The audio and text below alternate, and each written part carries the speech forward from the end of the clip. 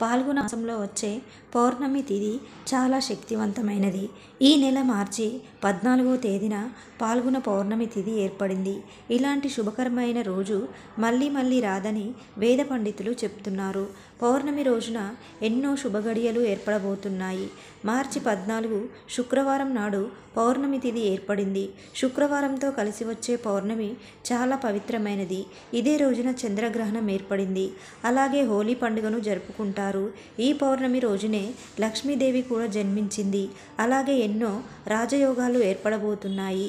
ఈ వీడియో కనుక మీ కంటపడి ఈ వీడియోలో చెప్పినట్లు చేసి చూడండి. మీ జాతకమే మారిపోతుంది. లక్ష్మీదేవి అనుగ్రహంతో పట్టిందల్లా బంగారం అవుతుంది.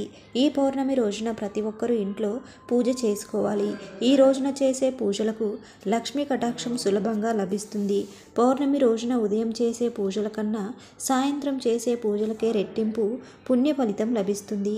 కాబట్టి మార్చి 14వ తేదీన శుక్రవారం సాయంత్రం సమయంలో మీ ఇల్లంతా శుభ్రం చేసుకొని ఇంటి గడపలకు పసుపు రాసి ఇంట్లో లక్ష్మీదేవిని పూజించండి. లక్ష్మీదేవి పటానికి గులాబీ పూలతో అలంకరించుకొని ఇంట్లో దీపారాధన చేయండి. సంపదలకు దేవత అయిన లక్ష్మీదేవికి కొబ్బరికాయ అంటే చాలా ప్రీతి.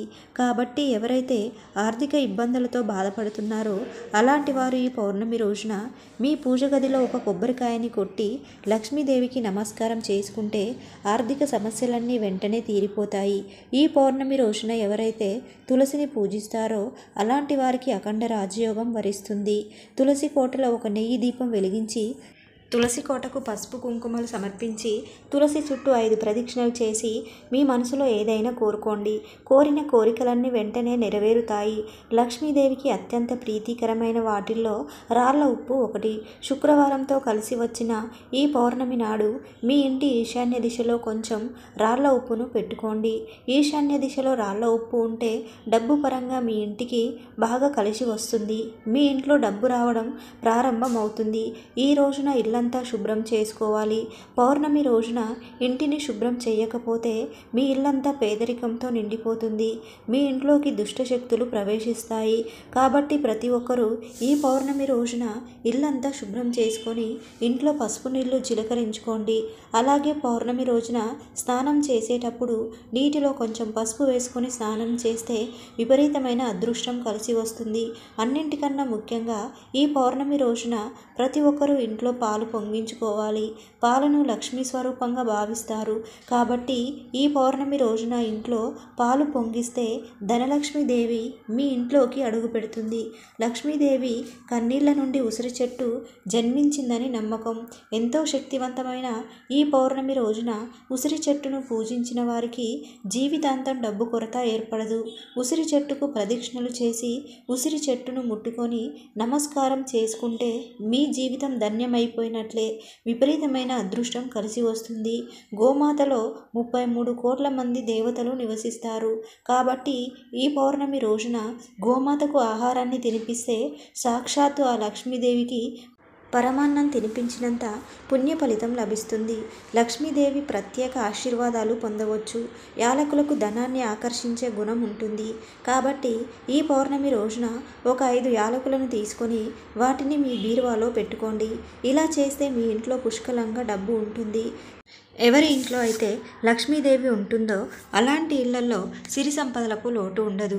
ఈ పవిత్రమైన పౌర్ణమి రోజున మీ ఇంట్లోకి లక్ష్మీదేవి అడుగు పెట్టాలంటే మీ ఇంటి ప్రధాన ద్వారం పైన పసుపుతో స్వస్తిక్ గుర్తును వేయండి. ప్రధాన ద్వారానికి స్వస్తిక్ గుర్తు ఉంటే లక్ష్మీదేవికి ఆహ్వానం పంపినట్లే. సులభంగా మీ ఇంట్లోకి లక్ష్మీదేవి అడుగు పెడుతుంది. లక్ష్మీదేవిని సులభంగా ప్రసన్నం చేసుకోవాలంటే ఈ పౌర్ణమి రోజున ఒక శక్తివంతమైన మంత్రాన్ని జపించండి. ఆ మంత్రం ఏమిటంటే ఓం శ్రీ లక్ష్మీ నమ. ఈ మంత్రాన్ని 11 సార్లు జపించి లక్ష్మీదేవికి నమస్కారం చేసుకుంటే మీ ఇంటిపై లక్ష్మీదేవి అనుగ్రహం ఎల్లవేళలా ఉంటుంది. బీరువాను లక్ష్మీ స్వరూపంగా భావిస్తారు. కాబట్టి ఈ పౌర్ణమి రోజున బీరువాను శుభ్రంగా తుడిచి కుంకుమ బొట్టు పెడితే మీ బీరువాల్లో లక్ష్మీదేవి స్థిర నివాసం ఉంటుంది. బీరువాలో ఉన్న డబ్బు రెట్టలు అవుతుంది. ఈ రోజునే చంద్రగ్రహణం కూడా ఏర్పడబోతుంది. ఉదయం 9:30 నుండి మధ్యాహ్నం 3:30 వరకు గ్రహణం సమయం ఉంటుంది.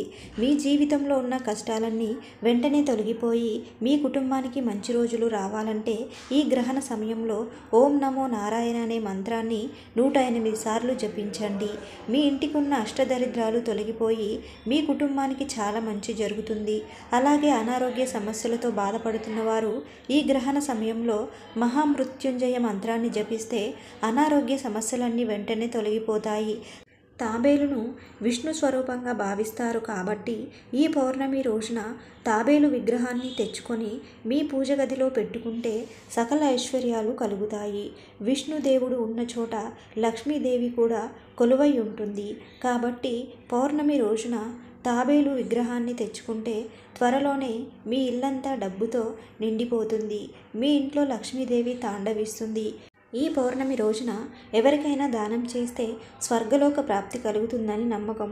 పౌర్ణమి రోజున చేసే ఏ చిన్న దానమైనా సరే 1,000,000 రెట్ల పుణ్య ఫలితం లభిస్తుంది. సకల దేవతల అనుగ్రహం లభిస్తుంది. ఈ వీడియో కనుక మీకు నచ్చితే లైక్ చేసి సబ్స్క్రైబ్ చేసుకోండి.